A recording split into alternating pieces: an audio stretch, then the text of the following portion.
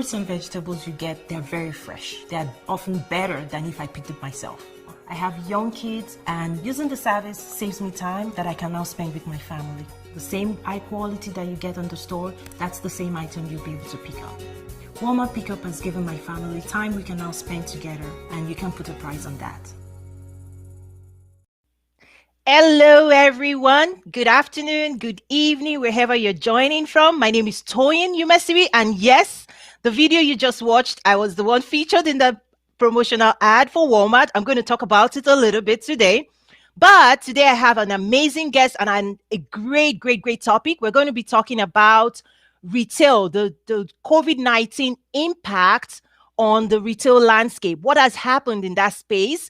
And to dive deeper into this conversation, I'm bringing on my very good friend, Mr. Clint Lazenby, and he's joining me from Northwest Arkansas, Rogers to be exact, and I'm here in Chicago. Hi, Clint. Hello, how are you, Toyin? Awesome. So yeah, we have guests joining us from all over, and I just shared a 6-year-old ad that I did for Walmart. The reason I shared it is because 6 years ago, we had data. At that time, I was definitely working for Walmart. We had data that said by 2020, 40% of the purchasing power, right, would be by 2020, it would be in the hands of Generation Z. Okay. And 6 years ago was when I was really deep in understanding what we meant by digital disruption. We had this data point, particularly when you're connected to the Institute of the Future, where people are looking at the future of the world with statistics and population growth and baby boomer declining and all of that, the future of work.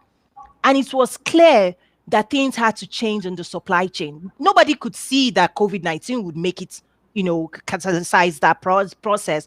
But that was then, right? And that had now, every time I look at that had, sometimes it's so fresh, it feels like it was just made like yesterday.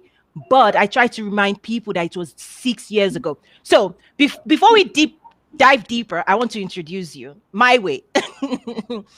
Clint is the best mind when it comes to supply chain strategy that I know. And I also want to use this opportunity, Clint, to say thank you. You may be surprised. I'm catching you surprised, but I want to publicly say thank you because when I ventured out, or when I was thinking of venturing out, you were one of those people that I pulled on constantly. Like, remember our coffee breaks at Starbucks? I'm like, Clint, I need to talk to you. Are you available? And you said, yeah, set it up. And I would say, Clint, I'm thinking about Africa and trade and retail. What do you think? And you ask me questions and you give me ideas and you made lots of introductions for me. Wow, thank you. I also remember years ago, I had my Toyin Mystery website. Do you remember this? And I sent it to you. And you gave me, I was like, check this out. What do you think? Because that time I was moving from being a corporate staff to being an entrepreneur. And till today, I remember what you said.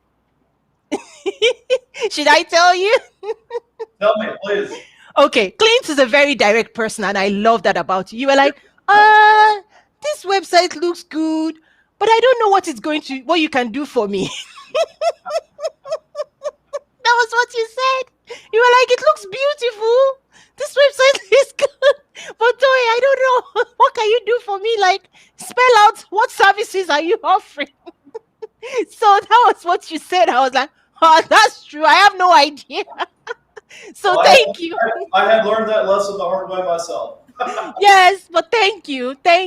I remember it so clearly. So every time I'm updating my website, I always think about, oh, this website looks beautiful, but what are people walking away with? So thank you again. So Clint, welcome.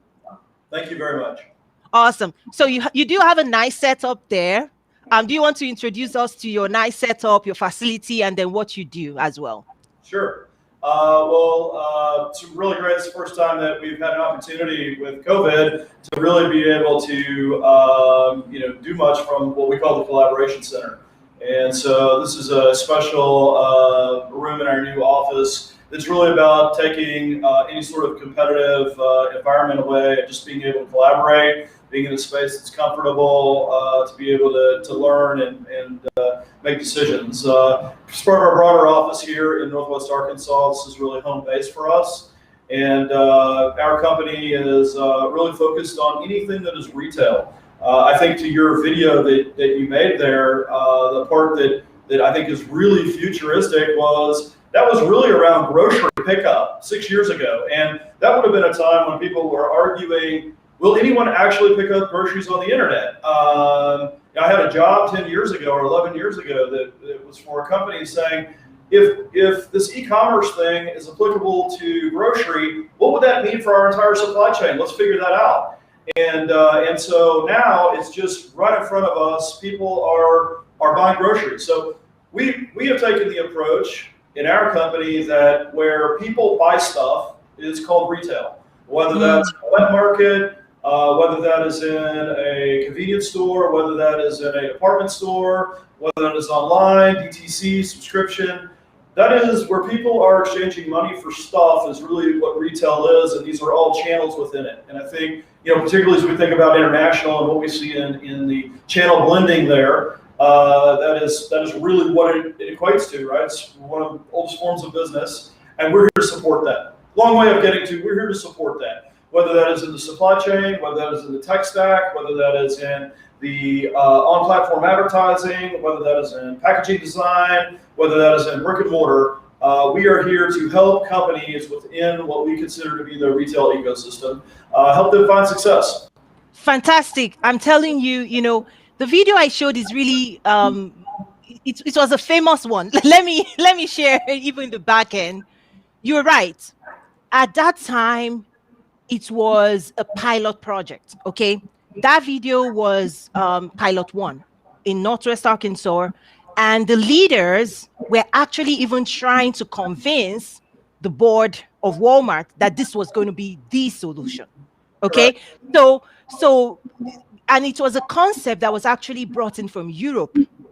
So it was something that Asda, which was, arm of Walmart in Europe, it was something they had succeeded in implementing in Europe, and the US market was thinking deeply about digital disruption, realizing that the existing supply chain for Walmart was designed for baby boomers who love to come into the store and walk around and do this and that. And they were thinking, okay, we need to cultivate the next 2 generations that are digital natives. They're not going to want to come. In fact, we also had this data where people were using Walmart stores as like a catalog. You come in, you check out the TV, and then right there in the store, you use Walmart's Wi-Fi, and you go to the competitor website and check out. You walk away with nothing. So, so yeah, I was deep in that technology strategy team, and what then happened was my husband saw this new pilot, and it's like, Tony, I think you're gonna love it. It's for somebody like you. You're so busy and you're all over the place and you don't like going to the store. I think this will be it for you. And I then tried it, and it changed so many things enough that I wrote a blog. Okay. I wrote a blog about it. This is a game changer. If it changed my life, then busy working moms would love this. Guess what? My blog went through the chain up to the very top of the house, and they were like, Tony, you just made a case for us. This is what we've been trying. This is what we've been trying to tell the leadership. Do you mind putting that story in a video for us? And I was like, oh yeah, sure. So they sent a Hollywood movie producer to my house. We did 2 different versions. That's the public facing version that ran for over a year online. But there was an internal one that they pitched to the board. And that's one of the reasons, not reasons, but it helped push their agenda forward. And the board said, okay, let's roll it out. They got the final, because, with the size of a company like Walmart, you can't turn on a dial.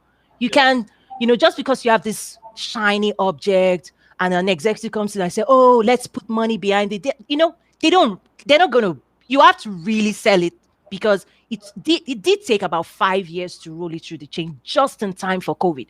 So now, bringing this conversation to the impact of COVID, how many retail chains did not prepare for the digital landscape? What are you seeing? What are they experiencing now? Are people more prepared than others? Well, I think that the reality is nobody was ready for acceleration. Acceleration. And nobody was ready for the kind of scale improvement that would happen so quickly. And the sad reality is that the retail channel, as a general, probably even the manufacturers, it was all built on optimization.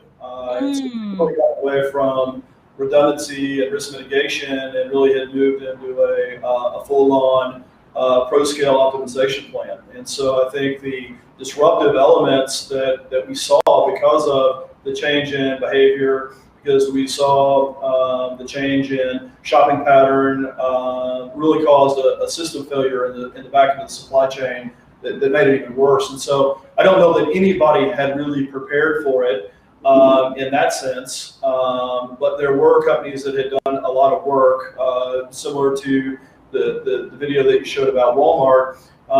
There were a lot of companies that had made headway and were building capability, right? Were they there? No, but had they taken the time to build that capability up? I think yes, and then they were able to benefit from that. You think about Walmart, you think about Nordstrom, you think about Home Depot, and all very different companies and all very different cultures, and yet what I think is really fascinating about them is less about their reaction to the e-commerce part of it, and more about how they put problem solving to work, which is just part and parcel of the culture of those companies. And they were able to find and solve those challenges faster and quicker and more efficiently, and get into a test and learn and iteration environment far faster. Does that make sense? Absolutely. So, wow.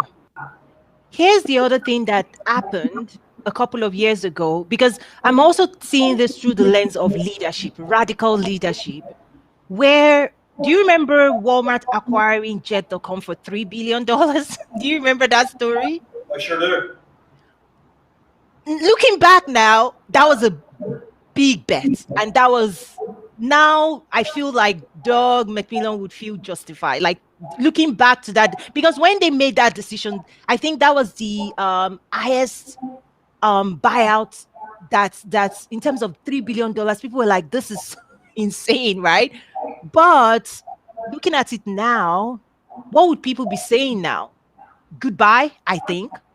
Talent, because the talent that was brought in really set things in motion enough to help things. So as an outsider, was that a conversation you followed in terms of talent?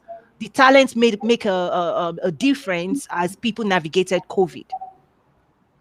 I completely agree. I mean, I guess I would go back to, I think you would look back on that and say that was acquiring a set of capabilities, a mindset, a way of problem solving, a way of looking at the world, and finding a way, and that's obviously the trick. How do you find that and make that work together when you have a brick and mortar piece of your business? And certainly it would feel like Walmart would have been a different company today without that acquisition, without taking those lessons and learning and plugging that into their supply chain, into their merchandising, into their entire operational structure. A company that big, it seems it would have been very difficult to build that from the ground up. And so being able to just go acquire that capability and then spend that time figuring out how to make it work together, how to make it more profitable, how to find the opportunities that you can expand on, seems like a really good use of time, particularly in hindsight.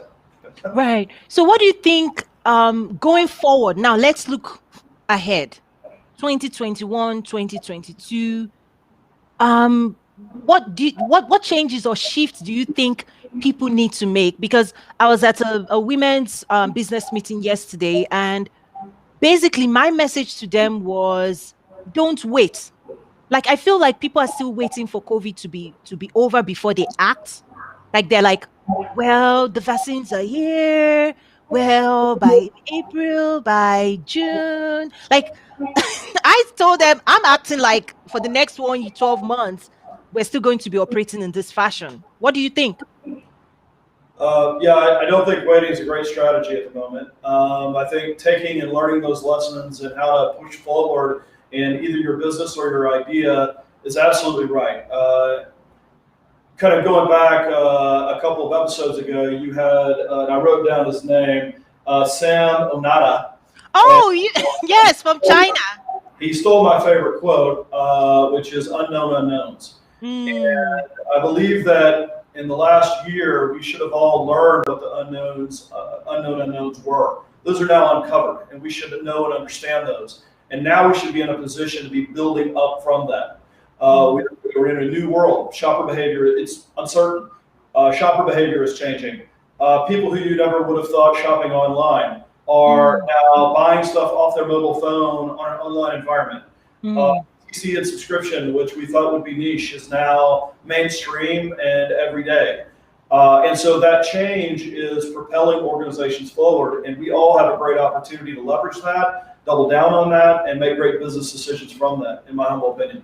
right. So would you use the word embrace, like embrace this change, like embrace this moment? Like as a technologist, I'm like diving deep, like, yes, I was made for this. Kind of.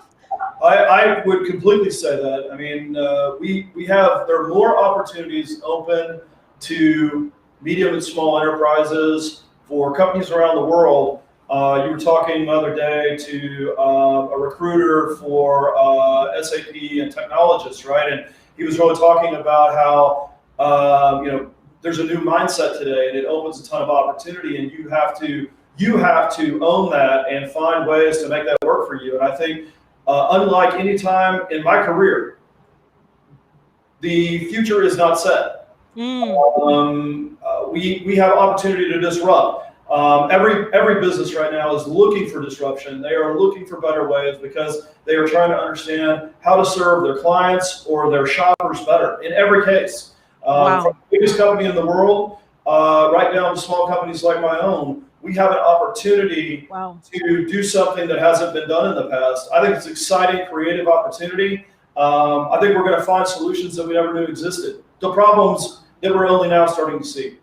Wow. I really love this because you just moved, and this is why I said the conversation can shift. You just shifted to this conversation to something near and dear to my heart, which is, I think this is a moment for the small ones. Like it's David and Goliath all over again. It's like the ones that actually have so much to lose are the big players.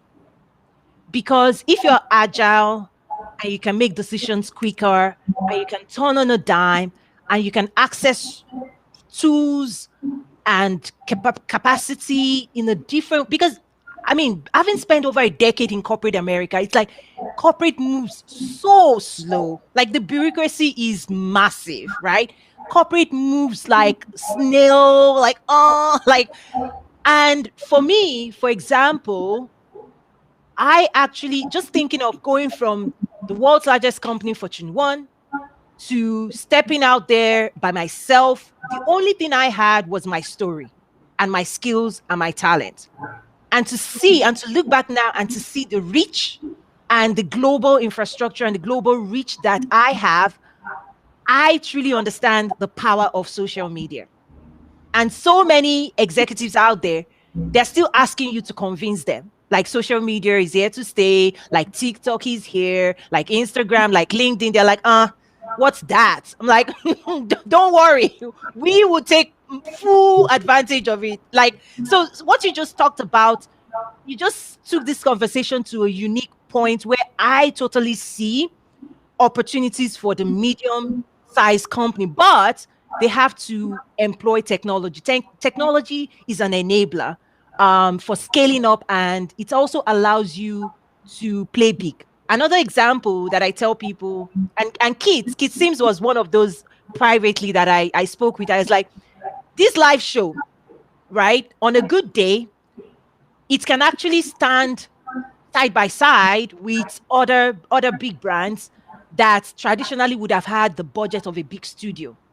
But everybody's home now. Oprah is home. Tyler Perry is home. Everybody's online. So we are basically leveraging similar technology. So small SMEs can use technology to reach a larger audience with low budgets. That's what I'm trying to go to with what you just talked about in terms of the opportunities that abound now. I agree. I would say that the spectrum is that wide. If you look across the supply chain, you see container distribution is completely messed up. There you have busy ports with no containers, and containers are isolated in the wrong place. And so, how do we get nimble and fix those kinds of problems? Right? Technology is going to help us do that. It's going to allow us to bring the best minds to the table. And I think, going to your point, if you were the best at solving this 1/10 of a problem, if you were the best at that, you can now do that full time. Yes. Right? Because you can do that for 10 different people, right? And I think that ability to bring what you're the best at, if that's what you do, yes, you have an opportunity to redefine everything that you're doing. I look at you as a prime example of that. You are so good at driving the conversation and helping people understand that their context is wrong. They need a different vantage point. And where that's really challenging 18 months ago, now with the technology, the way people have adapted to the technology, the new infrastructure that exists, whether that's Zoom calls or what have you, now you can be like, I can go do this, I can stack this up, and I can do what I'm worth $10,000 an hour every hour, as opposed to only getting to do that 1 hour a day. I absolutely specialization. Like, I think that's something we have to really dive deeper. And I also want to come to you to deep dive in terms of the complexity of the US supply chain. So, but I see people joining us. I think you should be able to see some of the comments. Felipe Caballero, hi Tony, blessing. So Felipe actually used to be my colleague when I worked at Whirlpool Corporation, like years, like maybe 10 years ago or something like that. We worked together in SAP manufacturing. He's joining us from Mexico. Buenos dias, Felipe. Thank you for joining. You've been such a great friend and follower. I miss going to Mexico and having, Felipe was the one that would take us to those, off the road restaurants to have great. Yeah, like you don't have the fancy one. You're like, follow me. Fajita. Street tacos. Yes, exactly. And he used to tell me palapa. He was the one that told me palapa. Anyway, I have great memories. So thank you, Felipe. Comfort also asks the question. Let me bring that question on. She said, can businesses be more successful during this pandemic? And what is the best strategy for this to occur? Like, so I would assume this would be a small business, or is it just a general question? So let's just handle it generally. Like, is it true that businesses can actually win during these moments? What do you think? Well, I would love your take on it. My take would be that the ground has been leveled, if that makes sense. I don't know if that translates globally, but we are all on equal footing now. And so if we can understand what our clients and shoppers needs, we have an opportunity to innovate there in a way that's going to be really meaningful. We have spent all year doing this in our own business, and our business has grown candidly faster than it's grown at any other time in our history. Part of that is being fortunate, and part of that was doing some hard work to take advantage of some of the opportunity that has come our way and redefine how we do things that have changed us fundamentally forever. So I think it's a resounding yes, because it doesn't, you said David and Goliath. David and Goliath are the same right now. They're the same. And so who adapts faster? Yes. How would you think about that? The way I would do this, I'll handle this is because I also teach business development and I do personal coaching now, because within my community, I realized that telling them to engage in international trade without explaining the foundational component, like international trade is just an extension of your local business, should be. So I had to dive deeper into sharing and teaching and growing people. So here's what I would say. We all need to see ourselves as solution providers and value creators, right? Being rigid in how we used to do things, or what we used to do, and who our customers used to be, and how they used to be, or whatever that story is, That's the story we need to get rid of. As long as we can understand people, as long as we can understand the dynamic nature of people, and it requires us to be like, it's EQ. If we can read the temperature and realize that the people we want to serve with value, if we can understand what's on their mind, then we can know that business is about bringing value to those people. And it's a science of understanding what the monetization of that value, what it, like, how far can you push those people to pay during this time? Because the other thing people have to understand is those days that you could bill all kinds of ridiculous, like, pay me this meal, whatever meal, right? Those days are not here. Like, I wouldn't say they're over, they're still coming. But in this moment, right now, we need to be more aware about what people are trying to solve for, what challenges they are facing, and bring value to them. Because for a long time, businesses existed based on purely relationship. And your stakeholders could engage with you because they liked you. Right now, they're looking for results.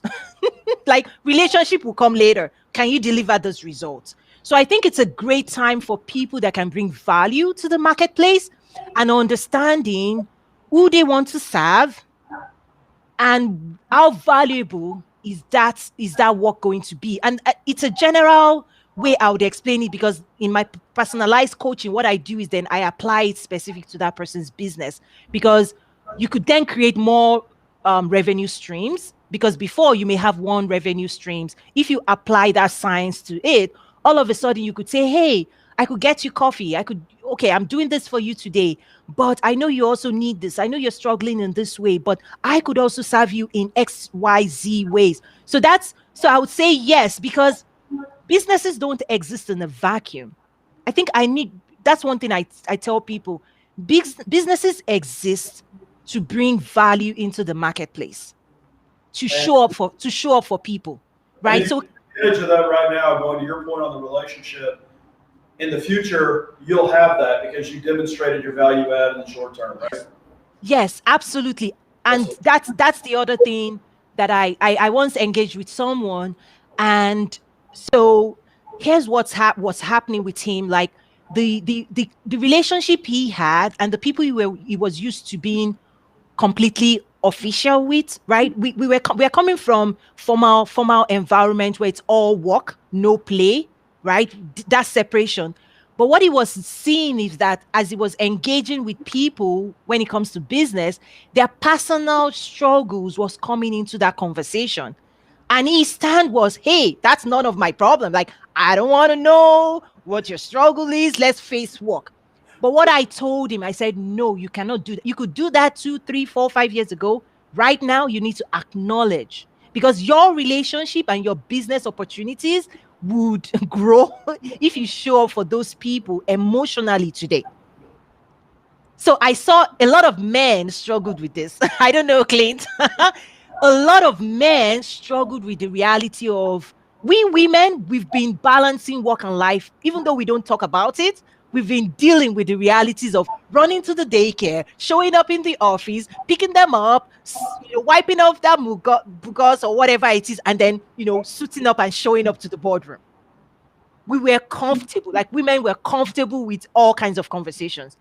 I've seen men go, okay, what do I say? Like you because you have people from business challenges, depression and anxiety, and my wife and struggles, and my kids coming home, and kids crying, and corporate America wasn't ready for that. And I tell people, lean in, like show up, have those conversations, and it's going to build depth that in the future would turn into more business opportunity, because we're all human. Yeah, that's a really great point. It's almost emotional cross-training. I mean, that is a really insightful point. Yes. Gosh, because we do business with people we know and we trust. Yeah. And I think there's an opportunity to build bigger, deeper trust when people can be vulnerable with you. Like I've found myself to be that person where it's okay, let it out. Like it's okay, we're human. Like your struggles are real, they're valid, but let's walk through that. I'm here for you. Can I make introductions for you? What can I do for you? Like that I've found to be incredible. Incredible. And everybody, I guess, kind of going back to leveling the playing field, I think the other point that you make is really around everyone is going through a set of struggles right now. There is really no one that is immune from the change that is happening, the change in their personal life and their responsibilities, the change in the way that we work and the tools and what were we comfortable with and what are we not. Everyone is going through that and finding their own way. And so to your point, by internalizing that and being open to that, who knows how you come out of this and what new skill sets that you have for your own self. Are you more flexible? Are you more adaptable than maybe you were, right? And it's a free opportunity to learn because we are all going through that. Right. And it's perspective. One of my friends who is a project manager at a major shipping line, I wouldn't mention names. He was running a project, and when I spoke to him, he was stressed out. And I was like, why are you stressed? Like, but the reason for his stress was really because the project wasn't moving with the speed that he was used to. And then I said, hey, you've got to loosen the rein. The people you're trying to tell them to show up, like you're trying to get productivity out of them, you don't know what they're going through. Like, you guys set this project timeline before COVID. Now that COVID has happened, you need to look at your timeline. Is it a realistic timeline with the pressures that your resources, your human capital, with your resources, with the pressures that they are facing right now? Is this a realistic pressure? And as the project manager, you need to be that buffer for them. That's right on. Like you need to go back to your project sponsors and you need to really buffer and push back and say, hey, this is too much. Can we get more budget or more time? Do it on behalf of that team. Because the reason you are stressed is because you're used to on time, on budget. You know those conversations we have. Is this project on time, on budget? And the way we're measured was based on time, on budget. Well, that went out the window because so those are the kind of things that I'm seeing. But anyway, I love this kind of conversation because it's real life.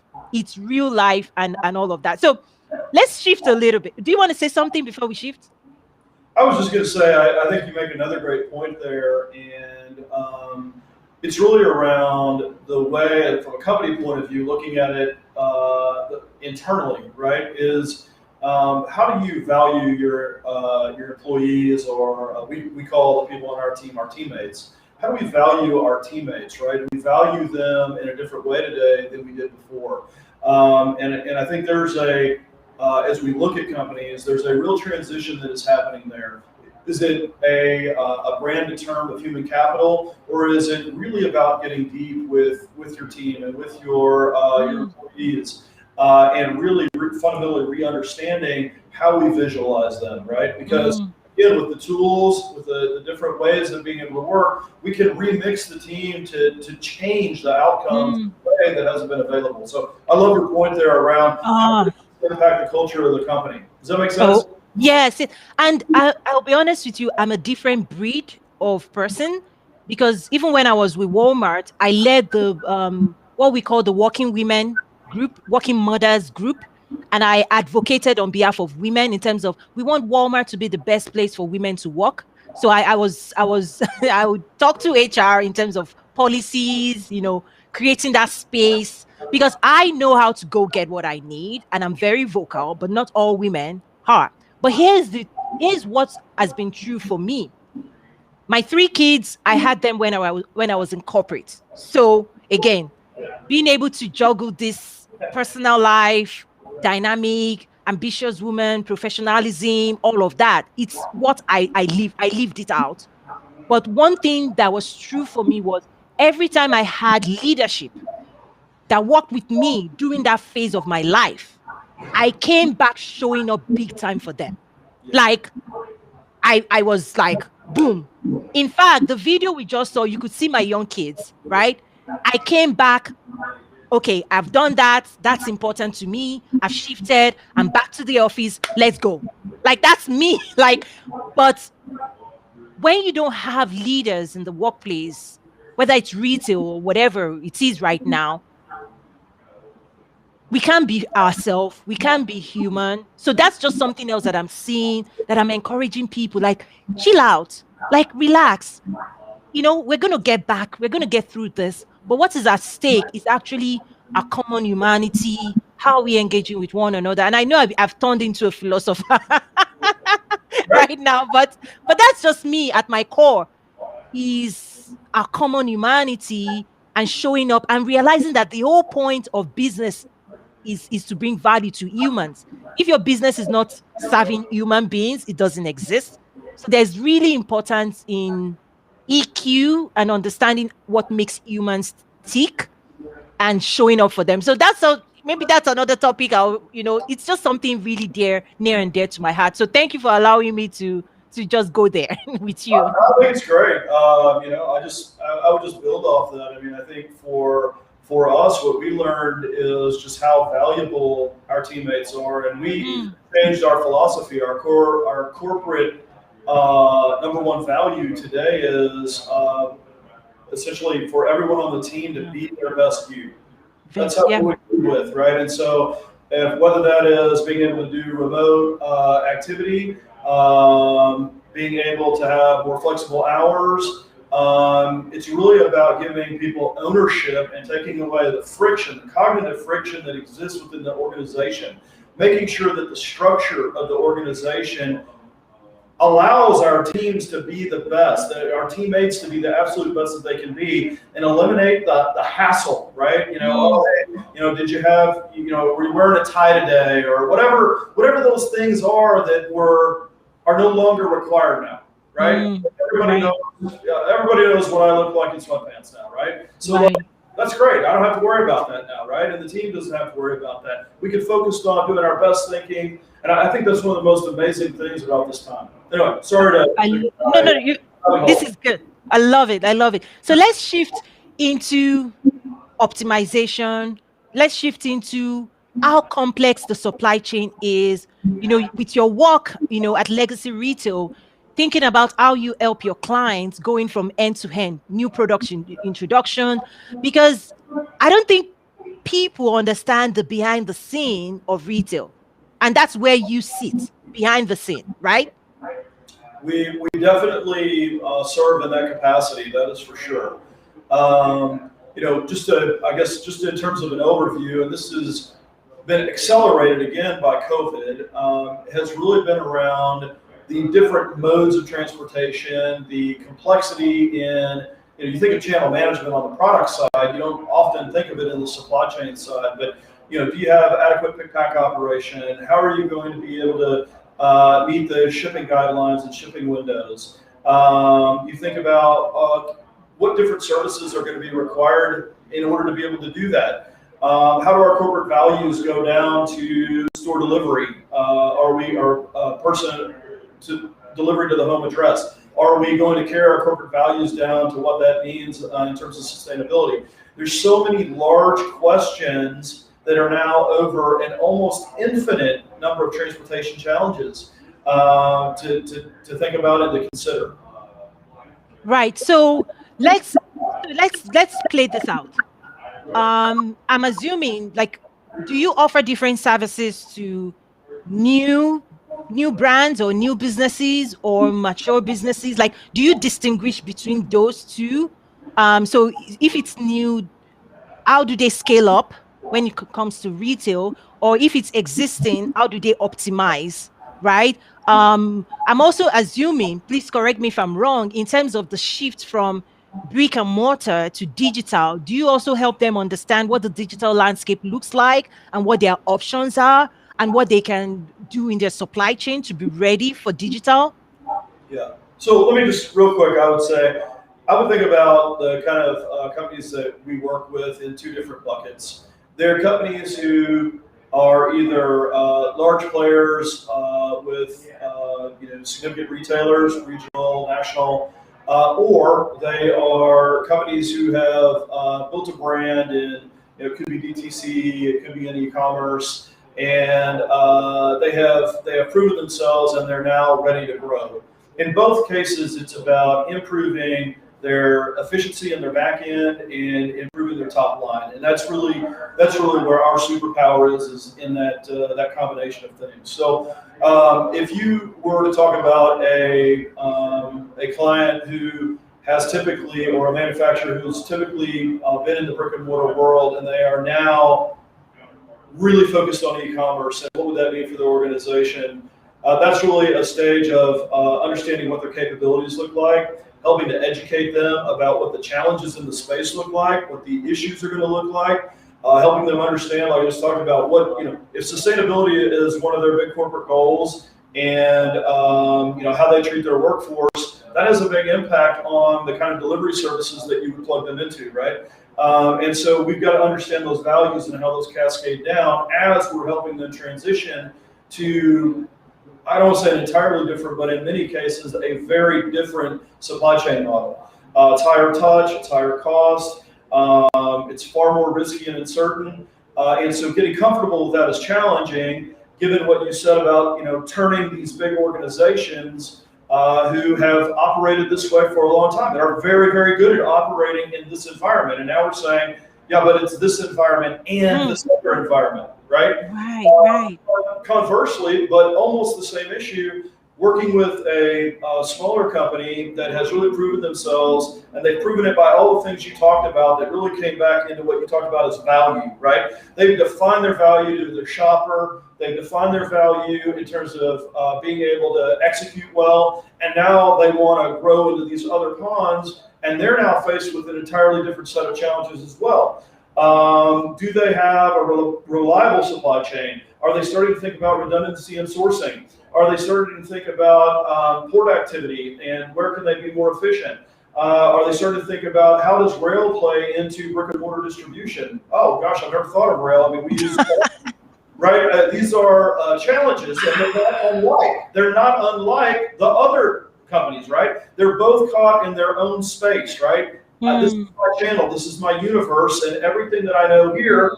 You and I were talking one time about when we went from corporate to entrepreneurialism, right? I think you said, I almost had to change everything that made me successful over here, worked against me over here, right? And I think any of us that have done that have gone through it. It's very, very similar moving from a digital to brick and mortar or a legacy retail into a more digital environment. Those sets of challenges that you have just come to believe as assumptions that are working in your business, they're just not true any longer. And so you have to be open and flexible, and you need to hire resources who understand both worlds. Wow. Okay, here's one thing I'll ask you.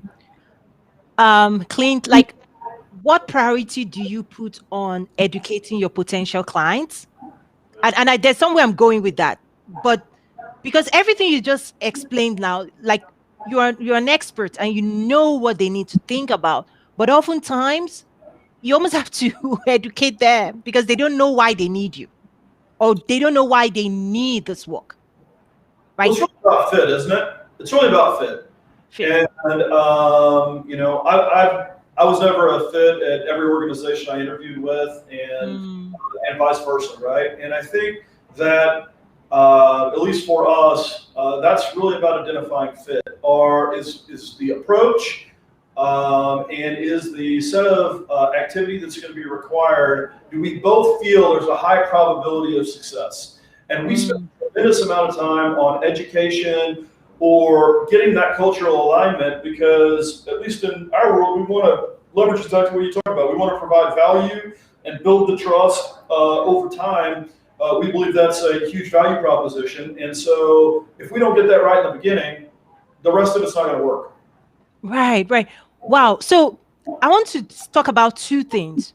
One is culture of innovation when you think about the retail landscape. So having lived in Northwest Arkansas, I so much miss it. I really miss the culture there, because I don't think I ever shared with you, but how the headquarters, US headquarters, is 5 minutes from where I am at.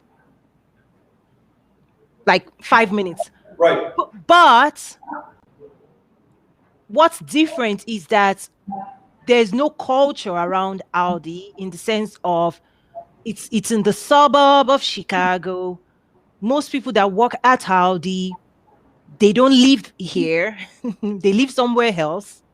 So they come to work and they leave. But something beautiful around Northwest Arkansas is there is a very mature culture around Walmart that you're bumping into people, and the people you engage with, it's almost like osmosis. You're exchanging ideas, you're designing new products, such that if you come into that space and you have an idea, you would actually find everything you need to take your idea from concept to prototyping, to mass production, to retail, all in one radius.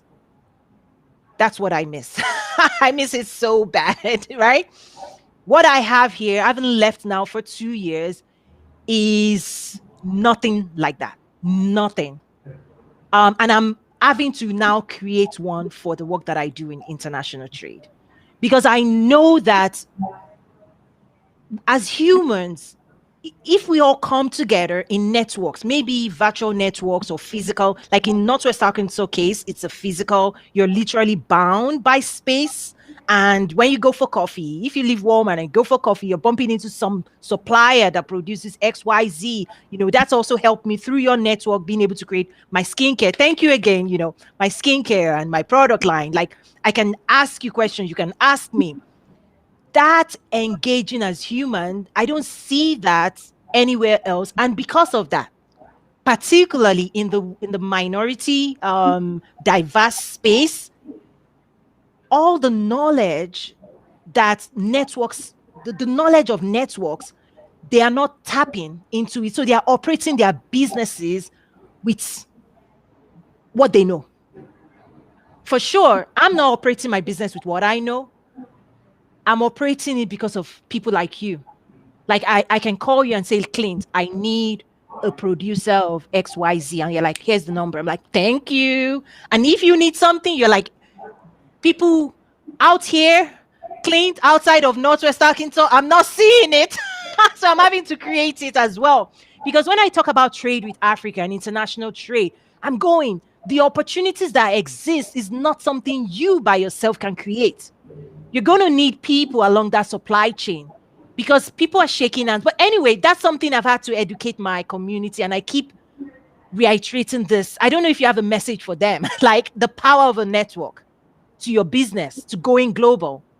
Well, I think that's exactly right. I mean, this platform that you're developing, and you were talking about, and I can't remember who was on. It's been a while since I watched it, but you were talking about the infrastructure within various countries within Africa and how it was so uneven, right? Mm. And I think the reality is it really talks about how that everyone should really be aware of that. If they have the right network to employ, they should be able to understand what that is, right? And you have that because you're sitting at a high level, seeing it kind of in an air traffic controller point of view. But we all have the opportunity to be in the air traffic controller point of view, right? That's, I think, a key element in terms of how to leverage your network. I really believe that this whole idea around innovation is about tying into innovation networks with relevant verticals, right? So, there's aerospace supply chain. That's pretty different than consumer package supply chain, right? Yes. And so, getting into that right group of people who are going to drive your thinking about what could we be doing, right? So, looking at, I think Walmart's done great work as an example on supply chain compliance and overall performance. And my guess would be that had a huge impact looking at Detroit and how the auto factories and their transportation partners work together to make the actual production and movement of parts more efficient, right? And so there was something that could be learned there and shared back and forth. How do we model that network? So I think thought innovation, again, going back to COVID, I just think that there's every opportunity that is going to add value is on the table now. You talk about on solutions. And so I think there's huge opportunities in that and ways to partner with your network to create new value, right? Absolutely. And this is big for me because a lot of times, like, the knowledge and opportunities that presents itself to me, it's something that, I can just run with and I don't have to carry anybody along, right? Like direct channels to the decision makers, to buyers and all of that. But when I left Walmart, I did not leave for Toyin. Even though Toyin has a lipstick brands and, I launched on Amazon, by the way. So Oh, thanks for Toyin, the call. sorry? Thanks for the call. Look, I didn't get that still. I didn't get that. I know that was a joke, but I didn't get that fully. Sorry. No. Please tell me. I was saying you should have called me. I would have loved to help you out on that. Well, you see, that's why I make no assumptions. Now that I know you said I'm going to hold you your blank check. Like, so Clint, for sure. But remember, okay, now I know we're public, but remember maybe 3 years ago, you connected me with a guy that does optimization on Amazon and all of that. So let's take that conversation. We're going to take it offline for sure. Sure. I'm not going to pass that opportunity by. Thank you. Yeah, absolutely. Awesome. So as I was saying, so I'm really glad I poked to really understand what you meant. So when you think about when I left, I didn't just leave for Toyin because Toyin knew what she wanted, but I left for what I call my community here and my community back in Africa. And what I realized was that within the global supply chain landscape, because remember, you and I were dealing at the highest, most sophisticated supply chain in the world, period, right? Like, it doesn't get more complex than this, right? Yeah. But what I realized is that we've left so many people behind. So many people behind. And those people we've left, they don't even know they've left. And the way I see it from an economic standpoint, because I work with policymakers, and I know you do through your work at DEC as well with Washington, right? Is people not realizing that at the end of the day, retail in a way is also about wealth distribution. If you're producing something and you can find a market for it, and as many people, you can find a distribution channel that helps you to scale it up and produce as many millions and billions, whatever, of it, you're going to transform not just yourself, but your community and the people you employ. That is what I saw missing with Africa, where within that global landscape, we traded with Latin America, India, Italy, like Italian sauce and spaghetti and, China. Like everybody had their retail brand. Like if you want to manufacture, go to China. If you want to trade for technology talent, go to India. If you want amazing Italian sauce or wine, go to Italy. If you want XYZ, go to Mexico. There was that within that world where decisions are being made in the buying community. People knew what they wanted to buy from those regions. But guess what? A couple of years ago, I approached the CEO of Walmart. And the question he asked me was, Toyin, okay, I hear you. What does Nigeria, what do they want to sell?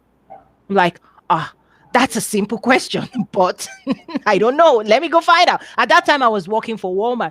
So anyway, that's something that informed the work that I've been doing. But boy, it's still a long way on. But we've built the infrastructure. We built some type of visibility, marketing. But one of the things that I also try to tell them, and this is maybe where I need your voice, I'm just thinking out loud, is how do they prepare for the work ahead? Because a lot of them, people new to the US chain, may not understand the complexity and the heavy lifting required to push product through the chain. How complex is the US supply chain, Clint? I know, but I need your voice. Well, I do think it starts with the shopper, right? You think about Africa, right, which is conceptually tremendous population, huge diversity in terms of capabilities of production and agriculture. And conceptually, you say, okay, well, this ought to be easy to execute against. And of course, what you find out is it's as complicated as the United States in terms of all the different requirements and standards and just norms of doing business in every one of those individual countries, if not even in certain regions of those countries. You put on top of that a bit of a cultural misunderstanding in terms of what will make you successful on the African continent is not necessarily the same things that will make you successful in North America. In North America, we've got to think about the shopper and the brand that we're going to be working toward. If we're thinking about retail, we've got to think of, are we going to be more, where do we fit in terms of the product strategy? Are we going to be more of a commodity? For example, we're working with a team in Africa now around sourcing nuts, around private label. Are we going to be in that space, or are we going to be going after value added? Those are very, very different scenarios. Yeah. Complicated in their own right. But then we can once we get that figured out and we spend that time, right? And I think that's really the key, is finding good partners, whether they're internal or external. It's about finding good partners like yourself who can connect the dots to highlight, here's those supply chain requirements, here's those product requirements to be able to navigate. It's a great set of infrastructure once you have the magic decoder ring, right? Once you have it, then it makes sense. But we've got to spend that time. Yes, we've got educating our clients earlier. This is a big thing when you're talking about certain parts, whether it's Mongolia or Nigeria, different parts of the world where just the business norms are entirely different. The infrastructure is different. I think that's really the key. In North America, you have to think about a systems approach. It's not one-off, right? There's nothing one-off in North America. Everything has to fit into a system. It's all interconnected. Where in certain parts of the world, everything is one-off. And the way that you win is by being quicker and nimbler and finding ways around the system and arbitraging the system. And in the U.S., it's I think less about that. It's about how do you make the system work for you. Yes. And so it's just an entirely different mindset that you've got to approach it with. Absolutely. Absolutely. It's about, I love what you said. It's about letting the system work for you. So one of the things I pride myself, because I have a first degree in mathematics, is understanding how systems exist and making sure, like, you can't change all systems, right? You can't change all systems, but you can understand it and then make it work for you. In fact, going back to the supply chain, I'll play a video now of somebody that has done it so well in terms of connecting Africa back to US. Let's just see if this video runs well. Hold on. Cool. I firmly believe that any man's finest hour, the greatest fulfillment of all that he holds dear, is that moment when he has worked his heart out in a good cause and lies exhausted on the field of battle, victorious. At Westrock Coffee, we celebrate the determination and spirit of the people of Rwanda, who help us make the finest coffee in the world. Okay, Scott Ford, who is the founder and CEO of Westrock Coffee. I just caught up with him last week. Oh my gosh. He's been a sponsor, a mentor. He's been part of my journey from the very beginning. I call on him anytime. I catch up with him. So he runs Westrock Coffee. And just last week, I was explaining to him and said, Scott, it's been a painful process. I was like, Tony, I told you so. I told you so. Because when I was planning on leaving Walmart, I had coffee with Scott. And I said, Scott, I'm going to leave. He was like, Tony, don't leave. And Scott made sure to remind me last week, Tony, remember I told you, this is a long journey. And then what he said was, to pull the volume that I wanted out of Africa, because he now supplies Sam's Club and all of that, like hotel chains. And I have a story published as well, because I use it to show people what's possible when you stick to the plan and you go all in. And one of the things he told me, because I said to Scott, I have the opportunity. We have the buying opportunity. They're ready. The buyers are ready. It's the volume. And he said, Tony, it took us 7 years to be able to extract the volume that we could push to the chain. I was like, 7 years? Gosh. Okay. So I said, Scott, you know what? I have a different strategy. Instead of going deep in one category line, I'm going to go shallow and I'll make it broad. Because if you really do want to go deep, you have to go all in, all out, containers and volume. I was like, you know what? With what I'm seeing, maybe that's a strategy going forward, is more of diversity in the spectrum, like not just going one dimension, but having a mix. So that's something I'm exploring now in terms of, skincare, textile, maybe not just one pillar, because I do have trademarks and brands now. I'm just into new product in development for some new sectors. So anyway, I just share something private, because a lot of people, when they see me out there online, they're like, Tony, so nice. I'm like, it's a strategy. Behind the scene, we're working really hard to shift supply chains, right? Cashew, coffee, all of those things that we're doing privately. But now I'm having to share a little bit more. So, so yeah, if you need support, contacts, all of that with the work you're doing, I welcome it. In fact, I see it as a success, because if I can convince somebody, if I can convince as many people to go in, everybody wins. Everybody wins. By the way, I just, the guys at WestRock have done an amazing job. And I think it really points out the value of making the system work, right? And so it was the best of what was being done in continent. And then it was combined with an understanding that the best product in the world without a successful supply chain will fail in the developed world. And so I think the guys at WestRock did a tremendous job of being able to combine the best of both worlds to deliver a product that really wowed the shopper on top of everything else. Oh yes, and he's also done some immense technology innovation in the blockchain space. I have a video where he explained that, because Scott comes from the telecoms business. He actually sold Alltel to Verizon for like 20. He always corrects me. It's like 29 billion. There was a day I was interviewing him publicly and I said 27. I was like, no, 29 billion. 2 billion makes a difference. So he was like, Tony, if you can trace a bit in the telecoms space, then that means we can trace coffee, transparency, all of that. So he's done it. So he's one of those people I just sit, and he's also a presidential advisor. So he actually advises President Paul Kagame of Rwanda from an economic standpoint, because with the work that he does, he's now the single largest private investor in Rwanda. Wow, that's incredible. Yeah, so that's the economics of all of this. Is like, people say Africa. I'm like, Africa should not be seen through the lens of charity. It should be seen through the lens of commerce.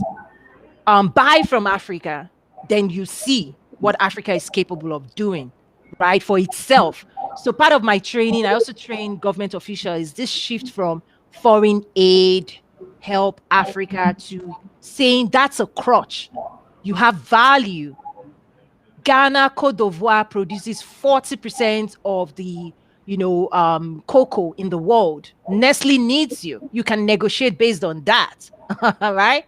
Cashew, 60% of cashew, global supply chain comes from Africa. Like, you guys need to start understanding your value in the context of the global supply chain, and you need to now monetize and commercialize and do all of those amazing things and industrialize all those big words to create more jobs for your people, to add more value and all of that. So those are amazing conversations I'm happy to have. But I still have to explain to them that retail, the backbone of retail, which is part of market access, is very complex. You have to fund all of that work. The supply chain, the 3PL, like, it's just too dynamic for them to get their head around. So that's part of the education side that I do. So I'm looking at time now. It's been fantastic. What do you want people to work in terms of COVID-19 going forward? Like I said, I'm operating like it's here. And even though, yes, great work is happening within, vaccine and all that, everything that I'm doing, I've moved it 100% digital. I don't know if people have done that, but I'm just operating like the next 12 months this is how it's going to be. And then when everything is over, we'll be happy, we'll celebrate. I mean, I'm looking forward to in-person engagements. But how are you navigating it, and what would you say to people in the retail space, going forward in 2021, 2022? I think what we're doing both in our own business and what we're looking for in the verticals that we play in is what will be the most likely new types of behavior that are enabled through, whether it's technology, it's probably some form of technology, but what are those new behaviors that are going to be enabled through what we're learning right now? I really think it's a longer window of time than what we're all thinking about, not necessarily the pandemic, but we're learning. And it's like when man went to the moon, right? That paid out for 25 or 30 years, not 18 months. And so there's a tremendous amount of rewiring going on now, a tremendous amount of thinking about systems, a tremendous amount of technology that's being innovated, right? A lot of it's going to fail. But what comes from it is going to be mind-boggling. And so what are those elements? We're trying to seek out what are those likely areas that we can add value based on new thinking. Because in our process, like I think things will largely look more like the past than the future, because the past was pretty great. We've spent 2,000 years getting to where we were 2 years ago.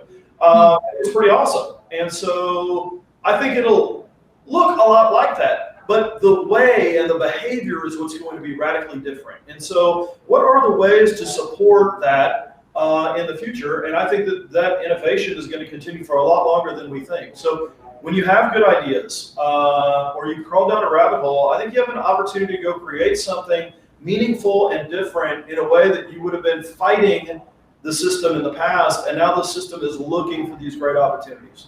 Wow.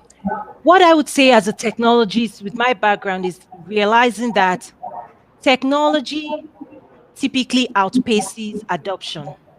Like before COVID, there were a lot of technology things we were working on that was in place, and it was really moving fast. But the question we had was, what's the business case? Who is going to use this?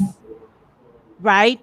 COVID allowed us to see where those technology opportunities can play, what role they can play in the future of the world, if I can say that. Because again, at 5, 6, 7 years ago, there were things I saw in terms of RFID implementation and different things that I saw that was playing out, that we were testing, capabilities that we were putting out there. The biggest challenge we had was who's going to use this? And is there a strong business case and a strong pool for people to use? I think COVID landed those technologies like Zoom. Zoom existed before COVID. Zoom existed before COVID, but human beings had to catch up to say, hey, now I need it. Now we need this. Live streaming existed, and it's just like GPS. It's just like commercialization of GPS. Planes were flying long before we started putting GPS in our cars or on our cell phones. Like, I believe that there's innovation happening around the world with blockchain and all of those things. Being in Northwest Arkansas, there were things I saw in terms of RFID and digital payments, and people are doing incredible things, and also being connected to Silicon Valley, and the institutes of the future. People are innovating. I think what's happening, connecting it to what you said, is human behavior and human adoption and human welcoming those interruptions in our space and allowing technology, welcoming technology into our lives or not. Some generations embrace it more or not. It's just like the Walmart pickup.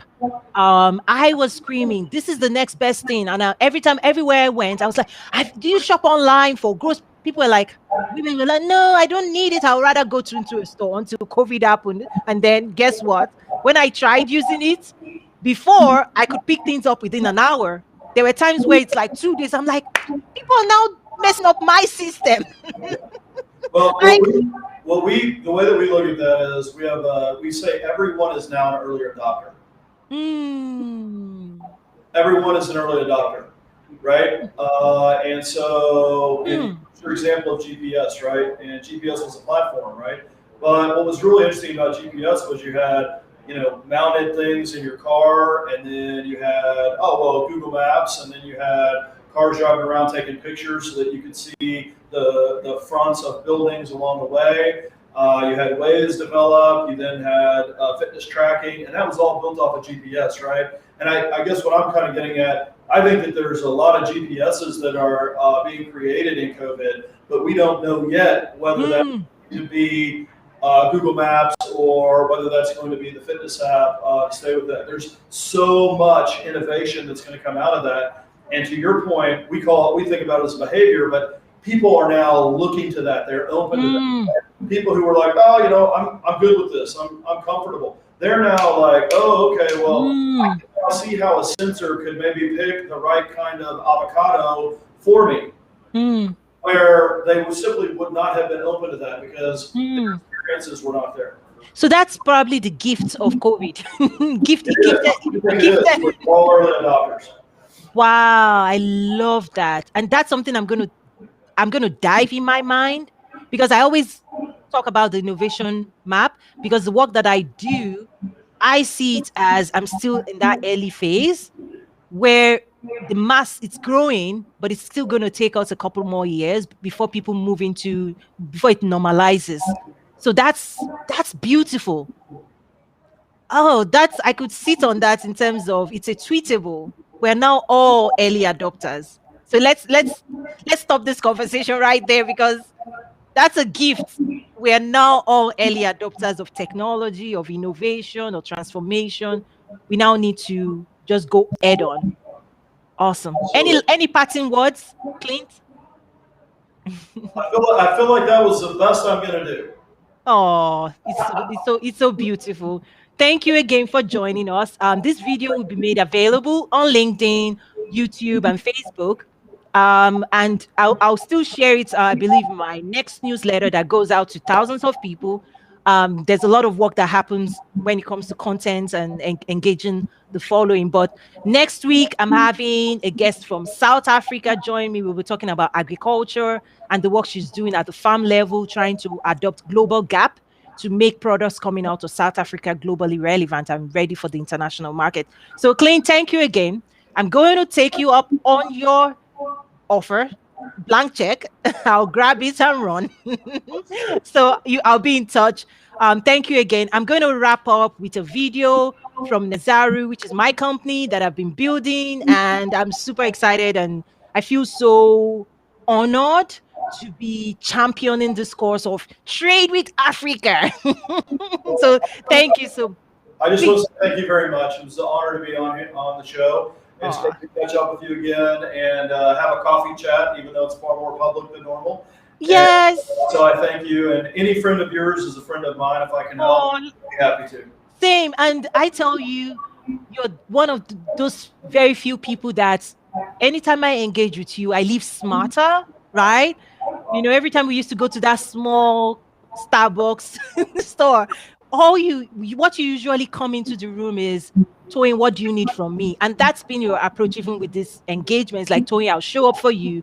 What do you need me to say? And I'm like, no, right? So thank you for being such an example, which is, you have an abundance mindset. There's, oh my gosh, thank you for that, being an example, your abundance mindset, your creativity, your ability to lean in. And every time I come in, you're like, Toyin, what are you trying to solve? Let me apply my mindset, and then I'm like, here is it. This, and you ask me questions like, so thank you for that. I really miss it. I do. I don't have that yet here. I'm trying to establish my roots here. But I tell you, you all have something incredibly beautiful in Northwest Arkansas. The culture is like, until you leave, you don't know, right? You don't know what you have. So I cherish it. And that's why I stay plugged in. That's why I stay connected, because it's beautiful. Like, I can go to the moon with the type of people that live in Northwest Arkansas. And thank you for being that. And you'll be hearing from me. And hopefully we can have more coffee more virtual coffee chats going forward. Don't be a stranger, Clint. Thank Okay, you. I God appreciate it. bless. Oh, thank you. God bless you all. Bye. Bye-bye. Yeah.